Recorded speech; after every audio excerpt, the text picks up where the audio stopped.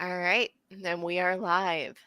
So, hello everybody, and good afternoon. It's kind of rare for us to do these in the middle of the day, but here we are. So, welcome to our. I wrote quarter three. There's a lot of words on the screen for this one.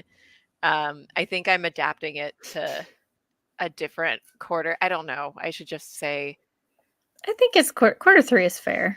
yeah, they're a little bit off center because we don't meet in December.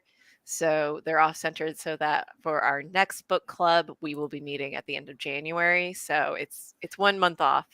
So yeah, I guess quarter three is fair. Um, our third quarter is fiction before the year 2000, and uh, every time we do one of these, I set a poll up in the Facebook group and people vote on it. Our current poll for the next book clubs series is going to.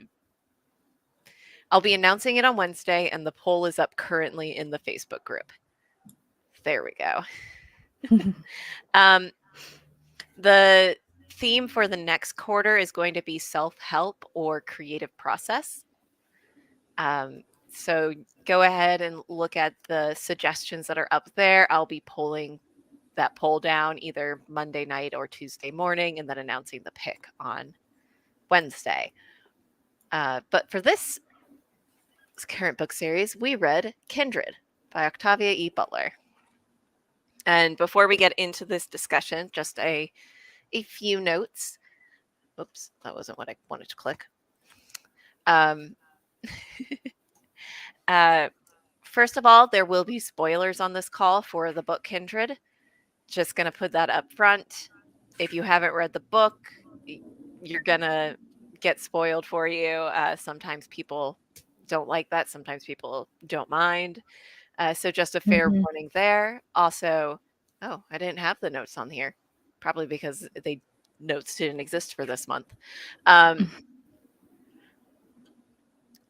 A little bit of information about us. We are Dragonfly Arts Collective. We have a Facebook group. We also now have a Patreon, Yay.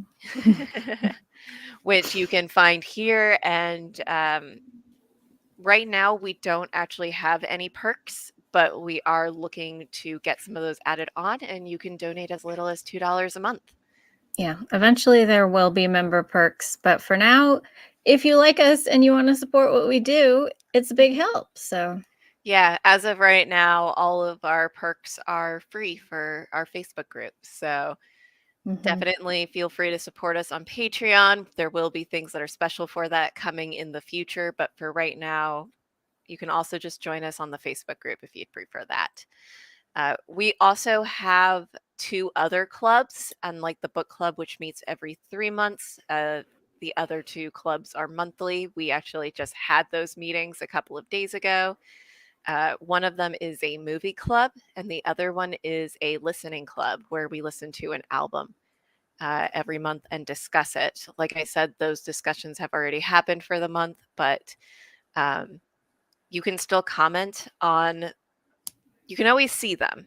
The replays are always up, so you can look at either the ones we just talked about or any of our previous discussions. And you can feel free to comment on them. We get notifications. We still want to talk to you about them.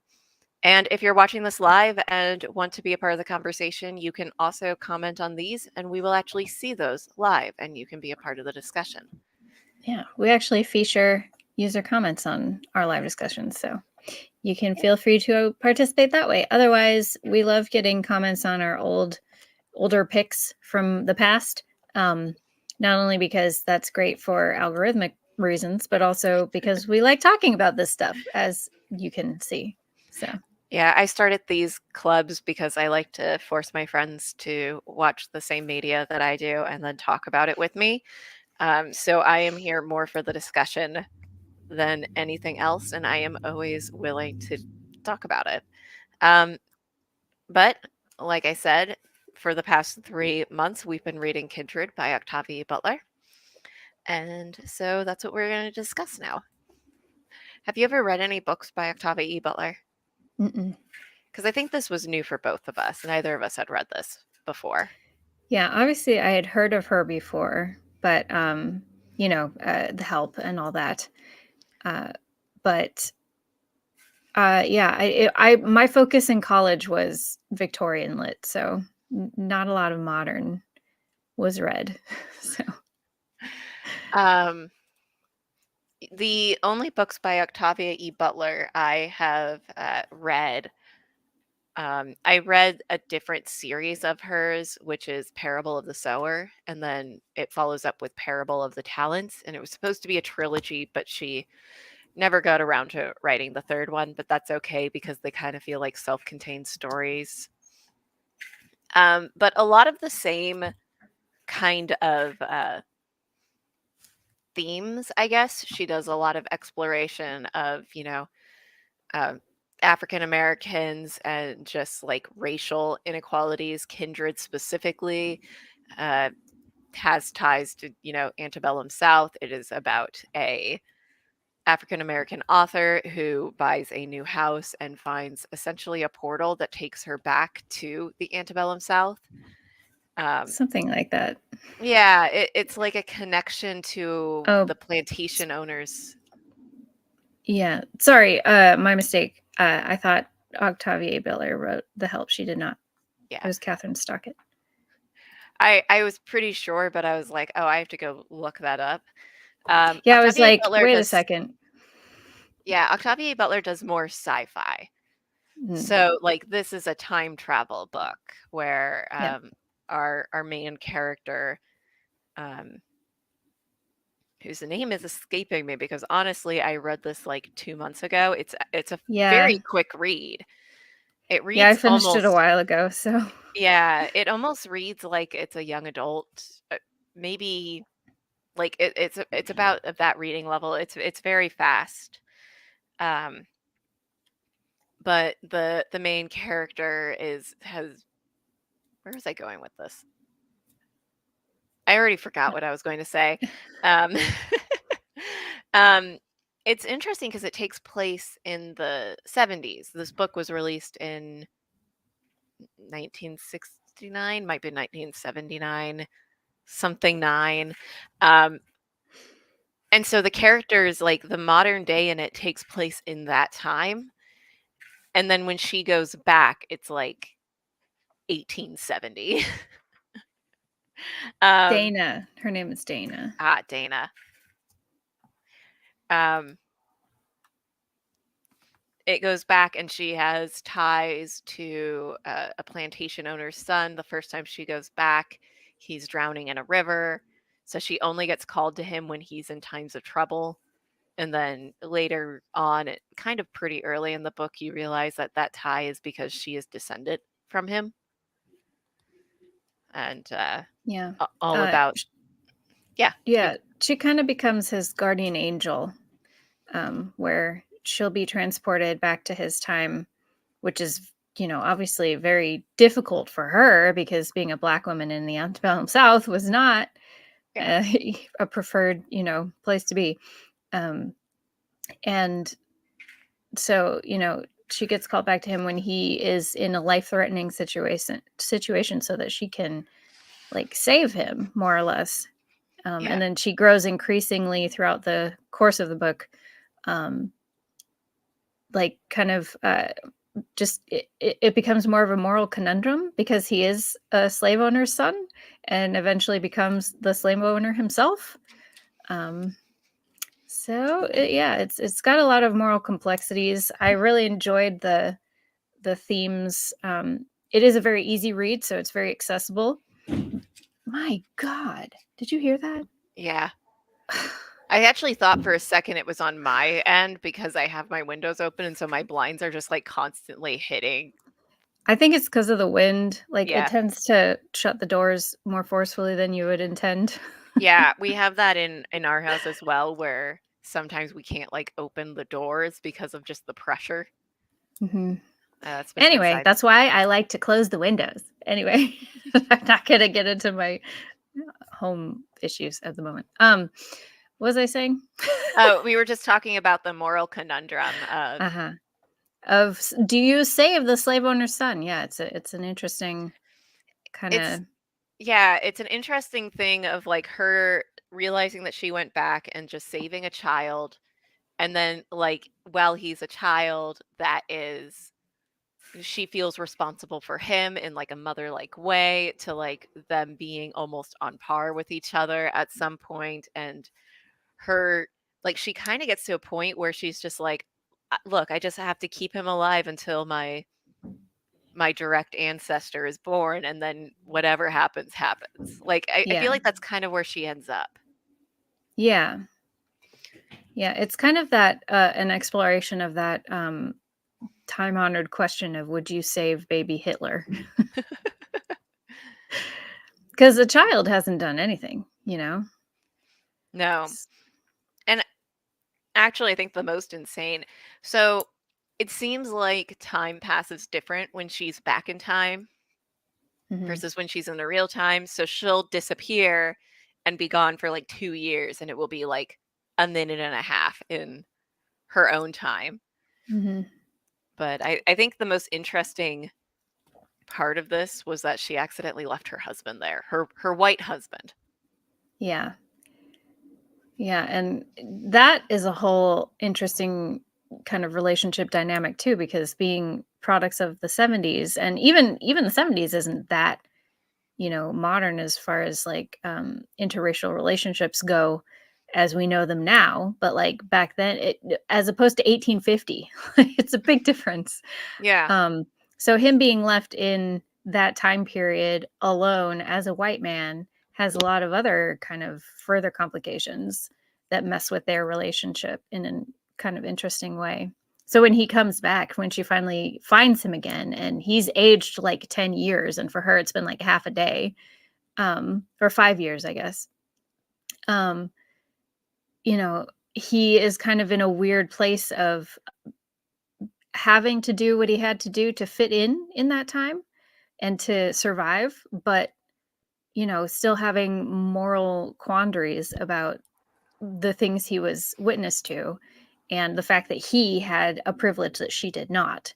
And then coming back to modern day, feeling like I don't really belong here. I don't belong anywhere now.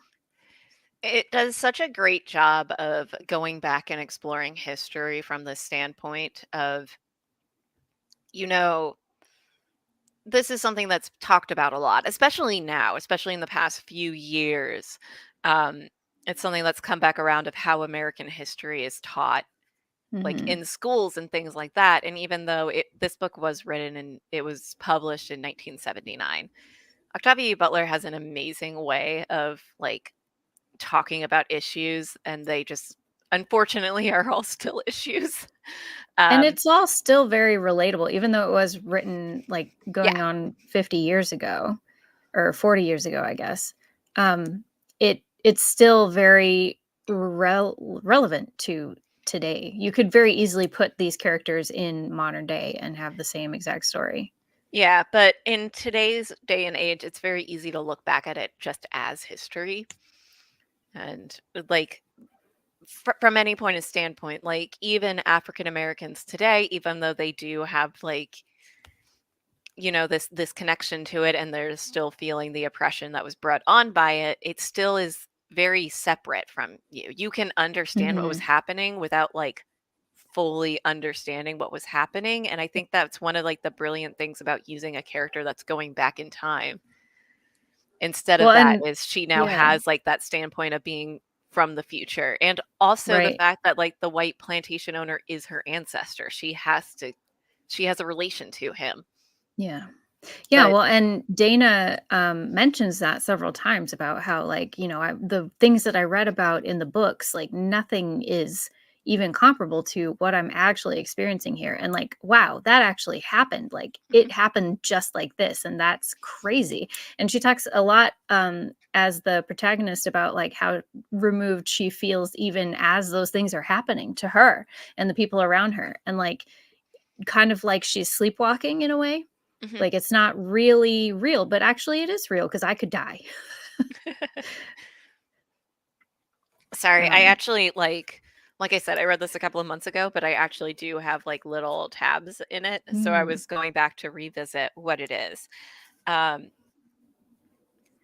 but yeah, I think that is like the main point of this book is it's just like talking about slavery, but in relation to essentially the 80s and Hmm. everything going around in that time, not only from Dana, but because of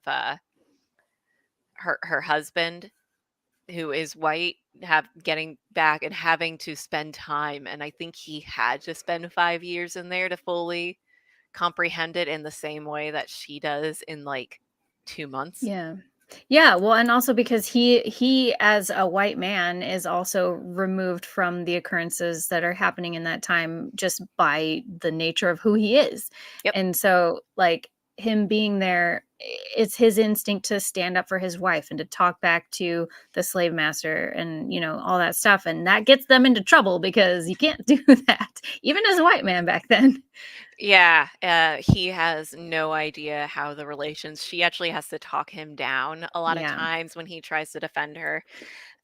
This is an interesting tie-in that I have right now. If I'm currently reading a book on Toussaint Louverture, who was a revolutionary in like the Haitian Revolution Mm. when they were abolishing slavery.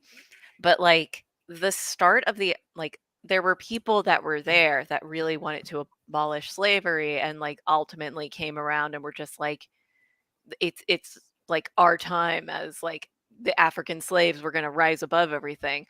But like the start of it was very much like they were fighting a revolution not for freedom but just for better working environments. So they didn't want to be free men. They wanted to be slaves in better conditions is what they were fighting for because it's just one of those things where you can't comprehend the alternative. Mhm. And that's kind of where a lot of like the slaves live in this mindset. Like they can't comprehend the alternative. And so from Dana's point of view, she's like, all right, we have to like fight the man. We can free everybody. And all the slaves are like, no, if like you fight this, then we're all going to get separated as families. Yeah, We or we're can't all do gonna this. be killed as an example. Right. Yeah. And even Alice, who was born free and is Dana's great great grandmother, um, she was born free and then tried to help somebody escape, and the punishment for that was becoming enslaved. Yeah. Well, and it's an interesting choice to place this in, the very lead up to the Civil War period, because we do have the difference of the free North and the enslaved South, and how that dynamic plays on, the minds of the people who are trapped in the South and can't, they can comprehend what a life of freedom would look like because that is currently happening for some, you know, African Americans at the time, but they can't rationalize how to get there and how to do that because they most often they get caught and they get sent back and treated even worse than before, or like you said, like even if you're born free, that doesn't mean you're going to stay free.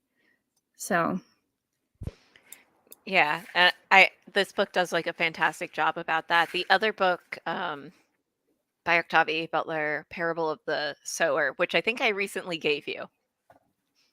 I think it was one mhm, of those books I gave you. yeah, Um, is all about essentially like climate change and the racial, or not the racial, but the class divide. And it was like another one that was like written in like the late 80s. And it's like painfully still relevant. ugh. I Um, hate that. I hate it so much. yeah, it's I think I actually like Parable of the Sower more than I liked Kindred. I think Kindred read a lot faster and felt like it was very, very pared down and almost meant for a Yeah. younger audience. Yeah, I mean, it does kind of feel like it's a little bit for the masses. Like it's meant, like I said, it's meant to be accessible. It's not shoving in your face. There are a lot of horrible things that happen in this book. Like it's not shy about the atrocities that were committed under slavery, but I do think it's a little tame in some regards. Yeah, I was trying to look it up. There was a comment that Chris made, and I was trying to find it, so I apologize if I looking off into the distance right now. Oh, Uh, good. um, let's see. Yeah, Chris made the comment. He listened to it as an audiobook, which I don't know if you did, Beckett. Mostly, yeah. I went back and forth, but I listened a lot on the audiobook. Yeah, he said that the audiobook sounded like it was being read to grade schoolers. And and I was trying to figure out like what she intended the audience, because it is like, despite the fact that it's these very, very heavy like subjects and things like that, it is very toned down. Yeah. Yeah, I can see why he would say something like that. I listen to everything on 1.5 speed or 1.25 at least. So it wasn't like it didn't feel like that to me necessarily, but like the way that her inflections, whoever was the voiceover artist who recorded it, it just seemed like, okay, but why'd you make that choice with a line like that? Like, because at a certain point in the book, um, obviously things come to a head and Dana has to fight to free herself. Um, and spoiler, big ass spoiler right here. So skip ahead if you don't want to hear it. She kills her ancestor because he was trying to assault her. And so, you know, it's a very tense moment and it's written that way, but I feel like the voice actress, I don't know, she I don't think she did a great job. She was fine for most of the book, but I feel like in those more tense situations, she was kind of just a little too matter of fact. So and then I took the knife out and I held it up to and I was like, you should be a little more emotional about this. It's interesting to because I wanted to look it up because it does feel like it's more for a like, I could see kids reading this in like ninth grade. Mhm. Like the language is very easy to parse. It opens up a discussion level, but like in a way, it has some imagery in it that is rough, but it's no more like traumatic than other things I think kids should be reading at that time, like Night or like there's I think it's important for kids to read about it, but it's very interesting to look up the notes because most people are like, no, this is not ready for kids. It's like so graphic. And I was like, it was actually extremely tame. Yeah, it wasn't. It reminded me a lot that one of my favorite middle school book reports that I did was on a book called Bull Run, which was like a collection of stories told from different perspectives about the Battle of Bull Run. From you have like the slave perspective, you have the Union soldier, you have the Confederate soldier. Like it's different, and it's no more, it's no less violent than this, but also this is not worse than it. And I read that in middle school, Yeah, so I wouldn't say that it's like an easy read, but it's not supposed to be. And it includes a lot of things yeah. that you should be discussing. It doesn't have like gruesome depictions of rape, or even like the whipping scene is relatively tame, but like there's still descriptions of that in there. But Hmm. Yeah, I when think is with it like right kind to of talk about that?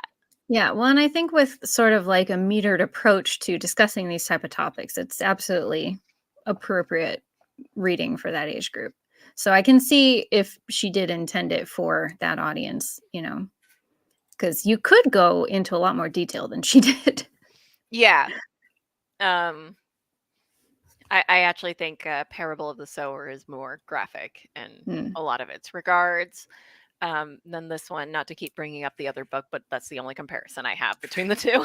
Um, So yeah, it does feel very approachable and written like it was for a younger audience. So it's very interesting to like see all of these like parents just being like, no, they use the N word a few times.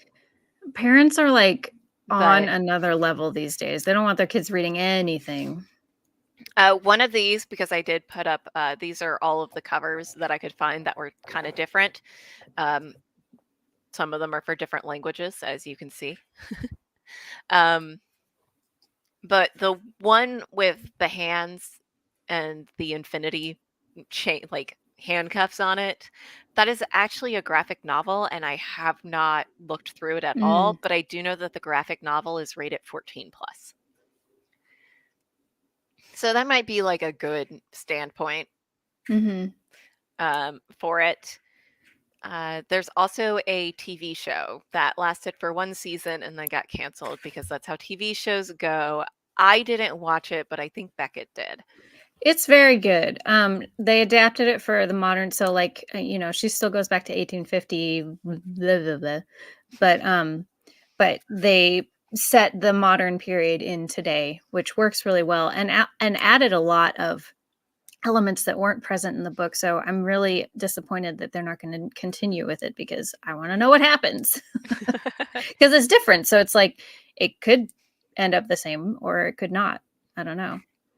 Um, Right.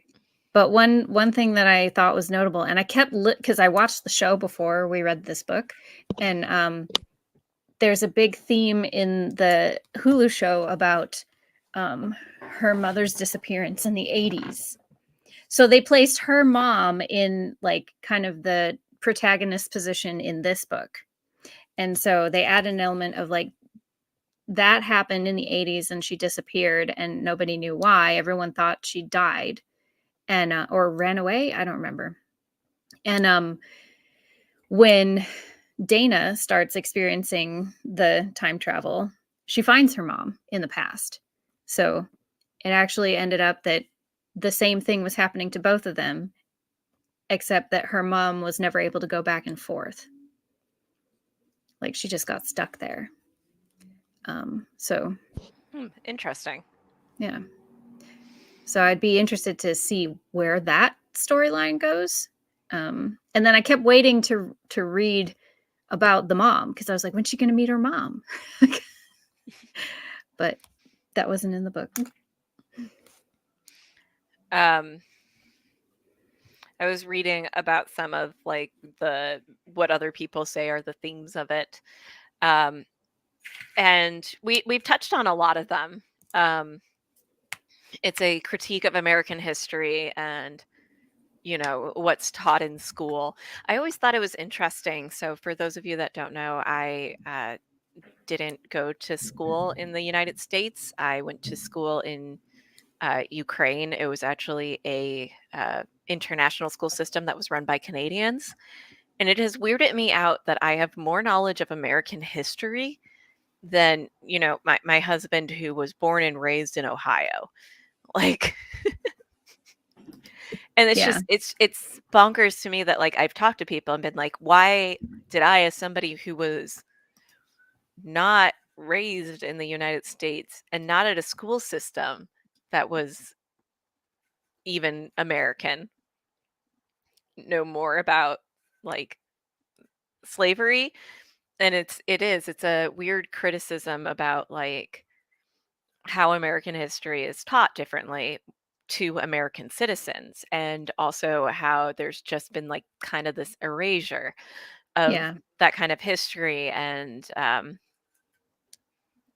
I guess like Yeah. what is possible for you to achieve in that time frame.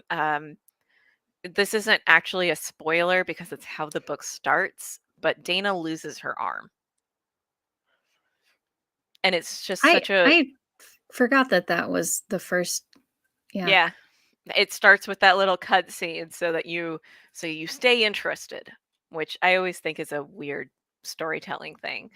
Hmm. Um, so she had to lose a part of herself in order to come back to her own time. Because Um, she got pulled by the her attacker in the past. So her arm in the present got stuck in the wall yes. and severed. So severed her arm.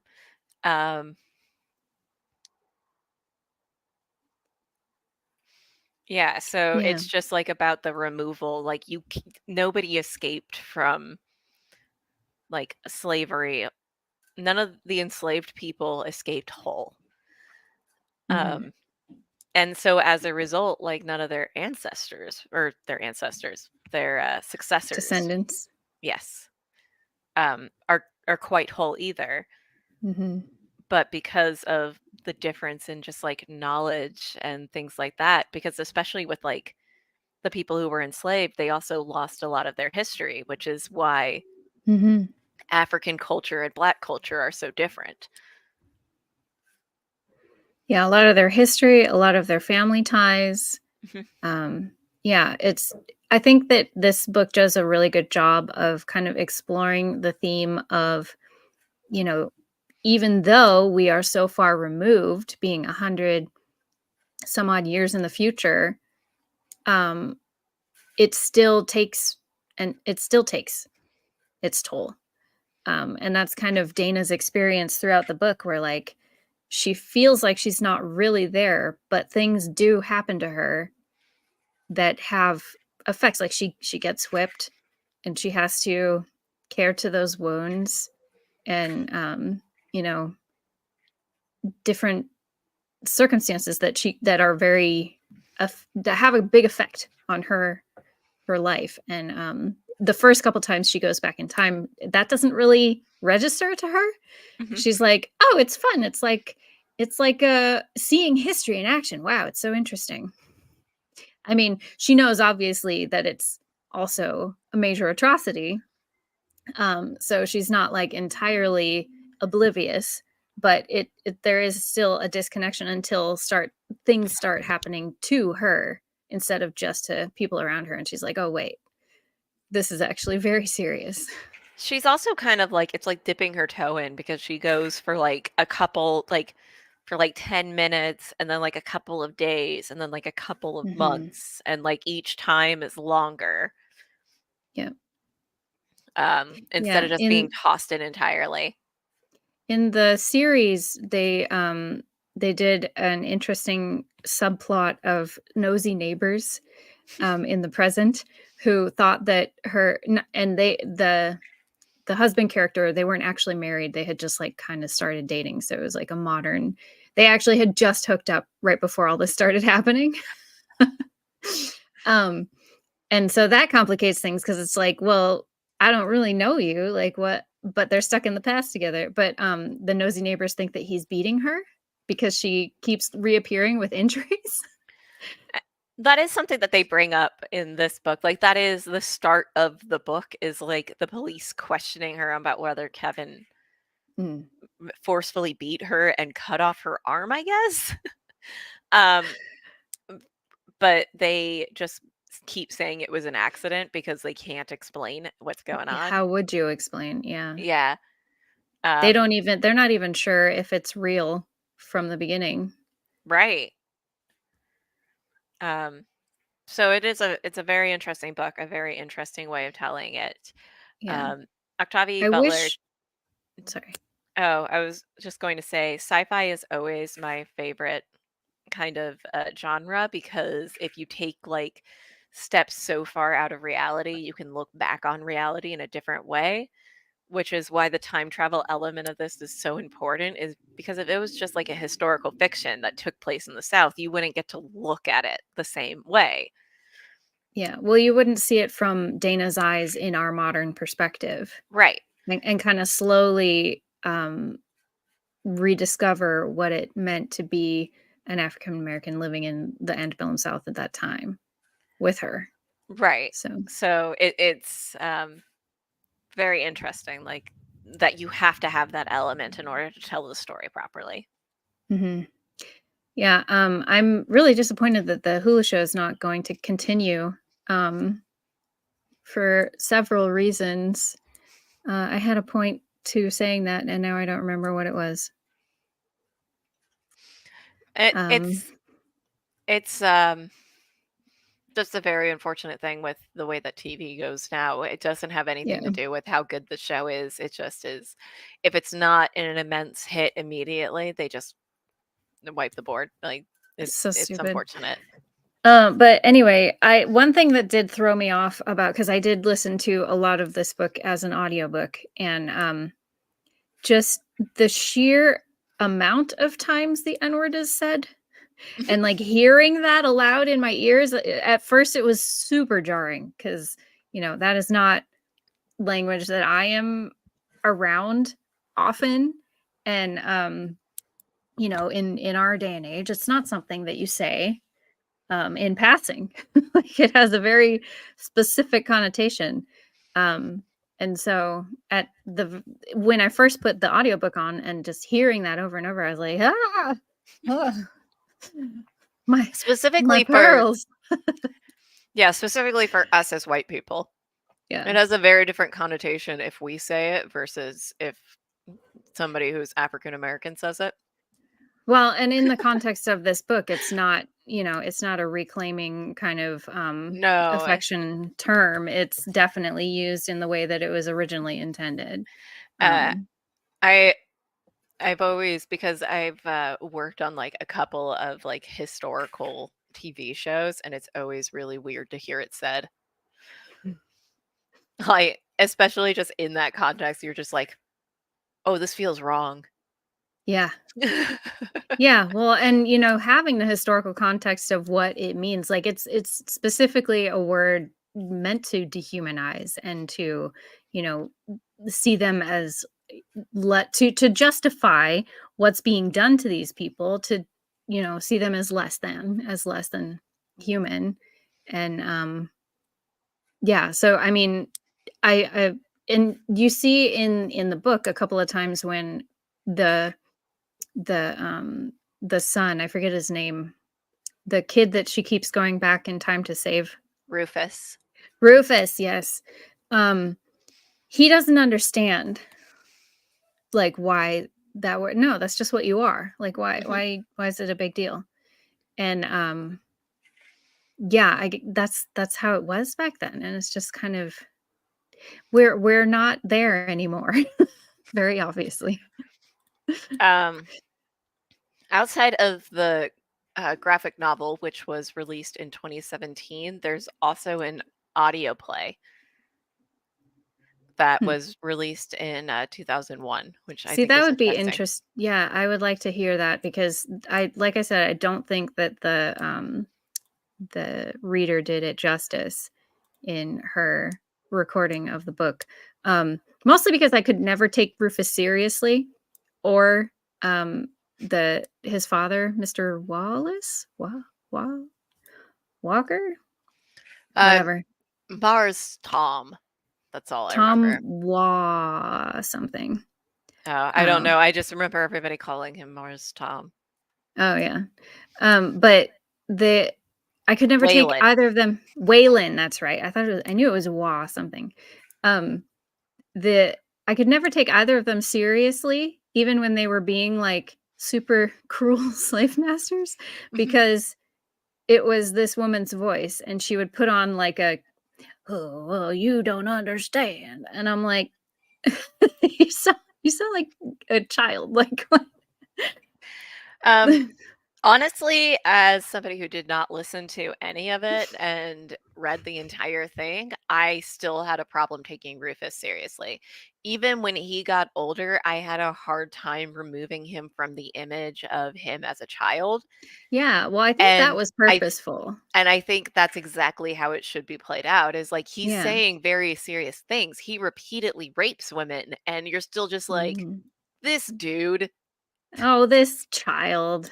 And Oh, Dana he's kind so of is the innocent. same. It's just like he's done this Yeah, like heinous thing, but he is still just like, he's still somehow Rufus. he could still have a redemption arc.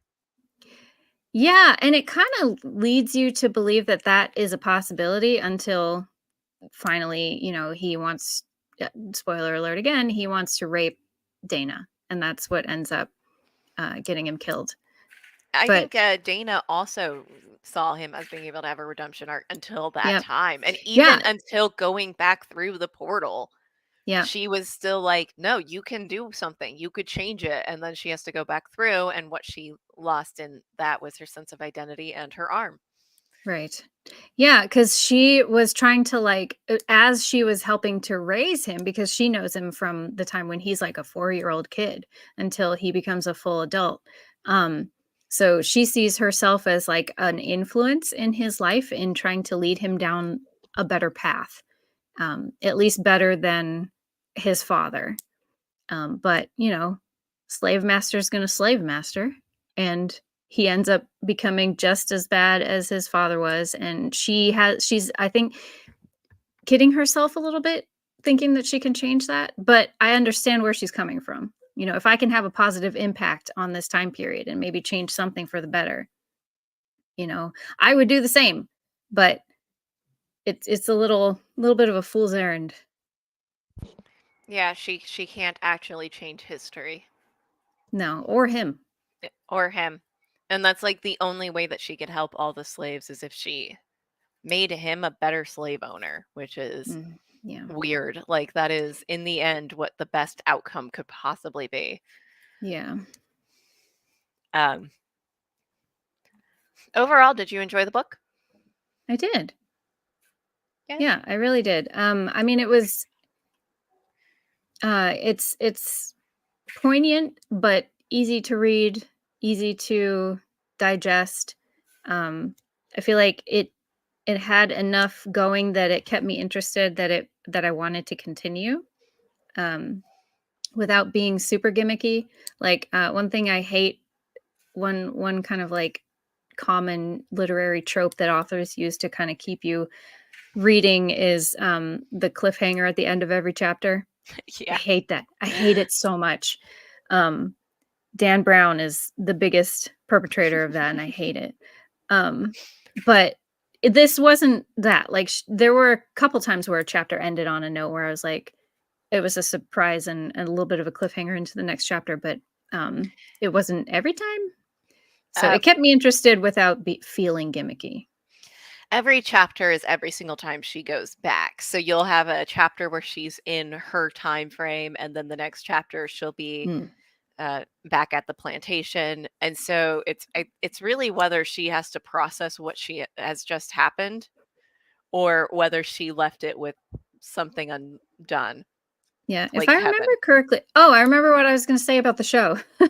If I remember correctly, I think the Alice character is her mother.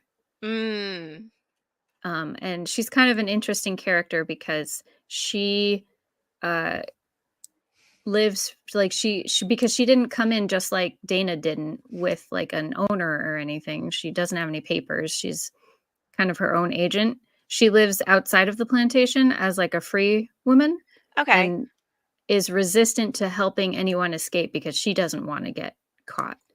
So Um, she almost plays the role of what Alice's mother in the book does. yes, Yeah. yeah. So yeah, Does that mean that they like Philip J. Fried it of she is her own I grandmother don't know. sort of We'll deal? never know because it's never going to. The rest of the show's never going to happen, so we don't know. That's a Futurama spoiler, I guess. Philip J. Fry is his own grandfather. Or maybe Alice is the girl. I don't know. I would have to watch it again. I'm not interested in watching it again only because now I know it's not going to continue. So, but I, it might be the kid. Who was the cook? Sarah. Sarah. Maybe it's Sarah. I think I got them mixed up. Yeah, Alice is Yeah. the kid, the child. Yeah, Alice Yeah. is um she was born Right. free. Yeah, married Yeah, an Sarah enslaved Sarah is man. the Yeah, Sarah is the one who is the mother. Yeah, I got those two mixed up. it's all good. Um so I did this when we picked it 3 months ago, so I am going into it with um unknowing eyes here. These are the most highlighted lines from the book according to Kindle. So Okay. when you read a Kindle book, you can highlight lines, and if there's enough of them, you'll be told, which kind of weirds me out when I'm reading it because I'm like, oh, this is an important thing I have to read. But these are the lines that were most highlighted on Kindle, so I wrote them out here.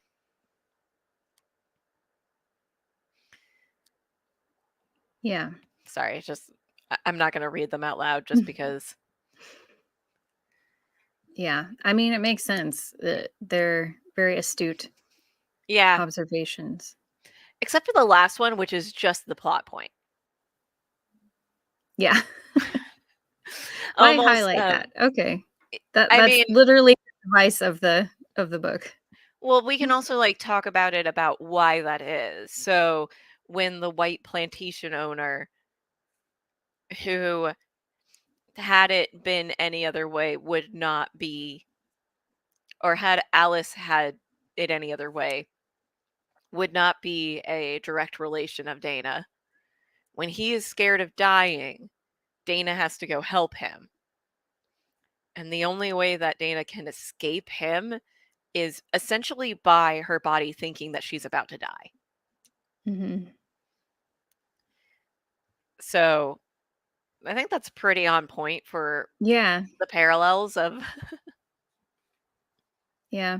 I'm sorry, this is very annoying. I have like This the. this model that they used for the cover is very pretty. Yes.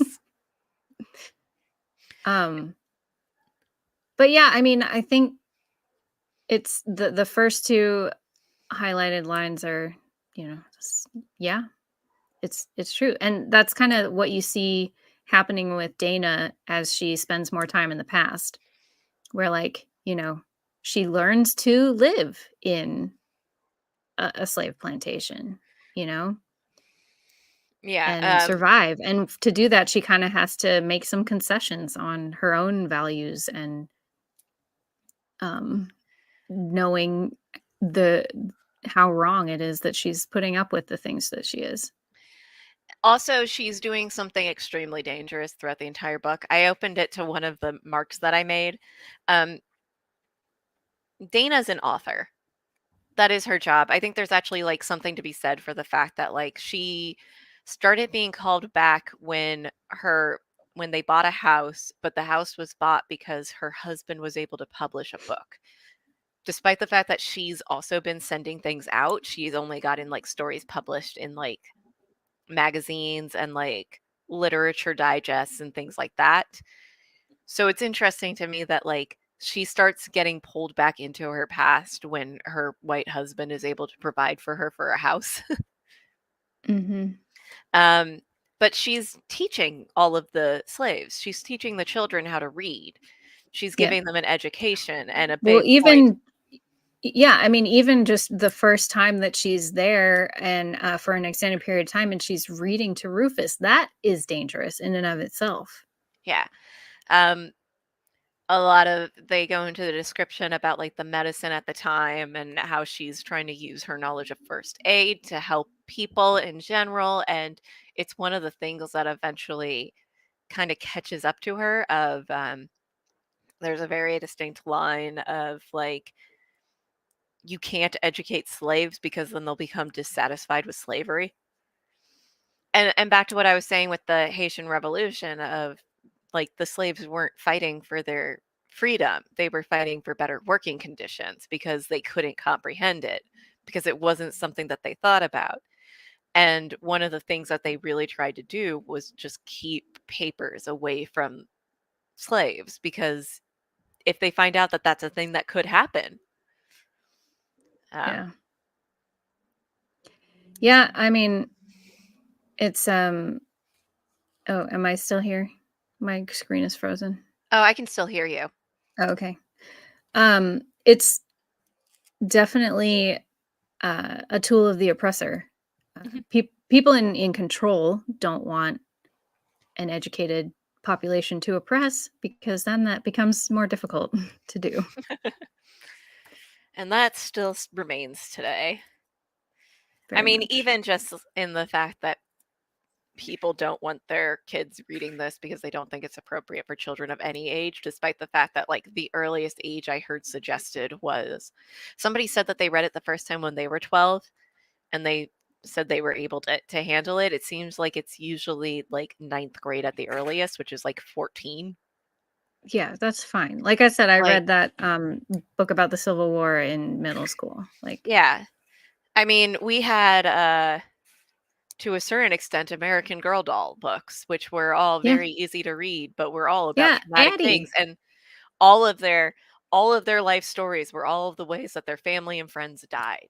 Yeah, well, and Addie specifically was, Yeah. I think she was a descendant of slaves. She wasn't a slave girl, I Um, don't think. I think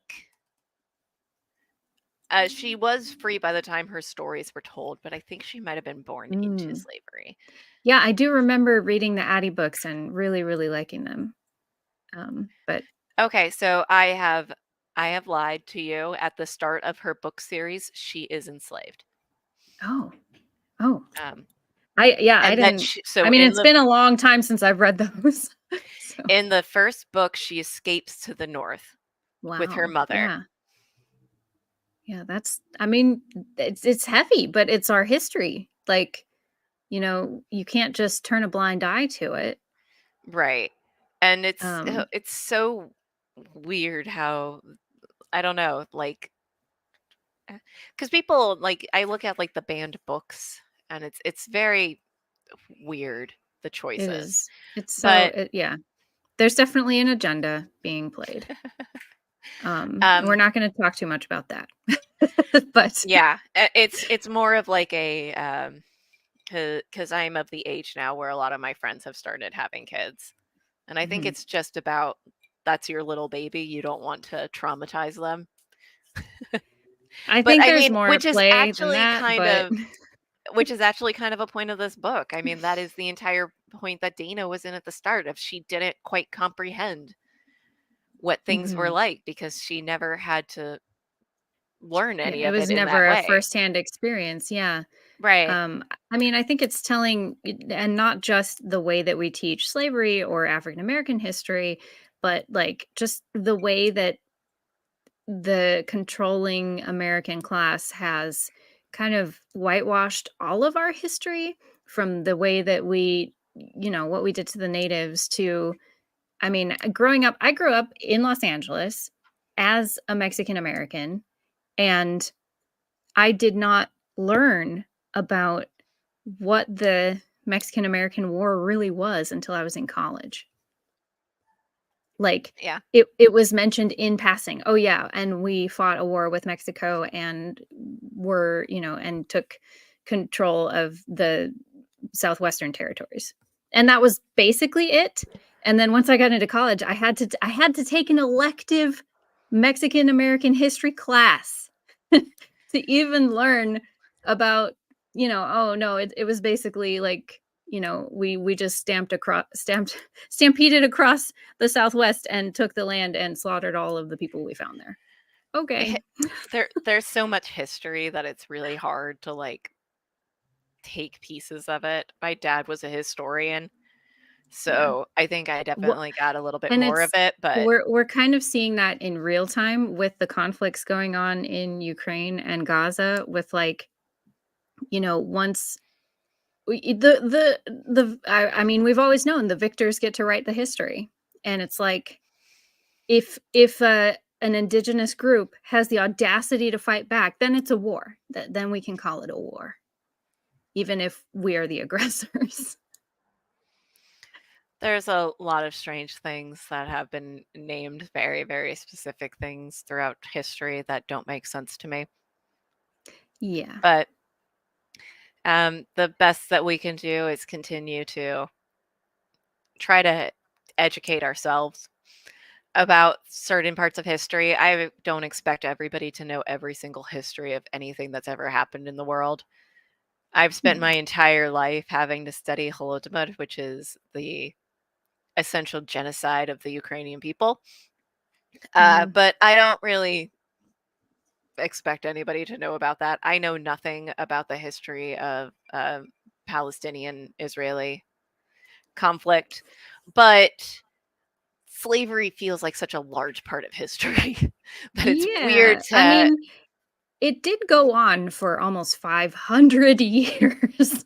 Yeah, Like, it we should know more about it than most people do. it's cause of a war. It had a huge impact on a good chunk of the American people. It is a history of a country that you're in. I mean, I know Yeah. Holodomor because I grew up in Ukraine. I don't expect people who grew up in America and have no relation over there to have studied it the same way. Mhm.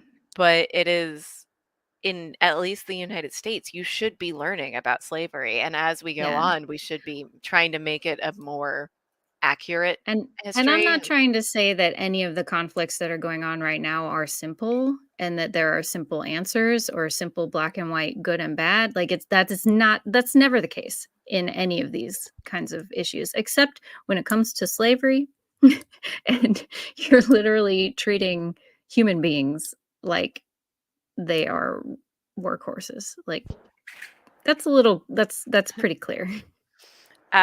We are coming up on an hour, so I do want to get it down to any final thoughts.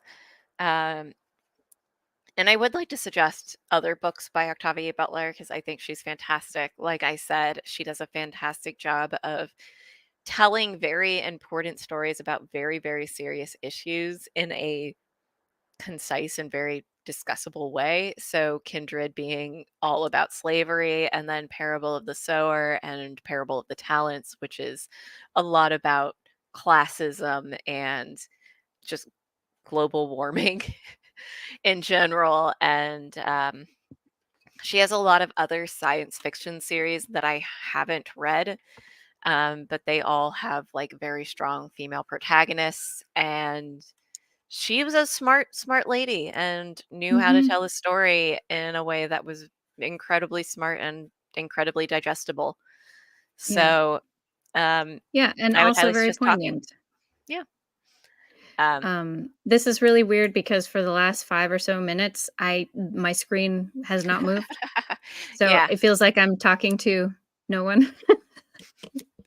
No, it's okay because I can still hear you. So your picture is not moving, but Well, um, that sucks because I gesticulate a lot.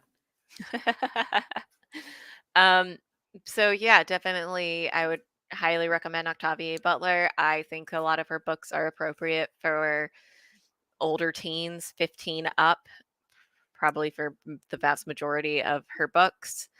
Um, she has won a lot of awards and deserved a lot of them. Mhm.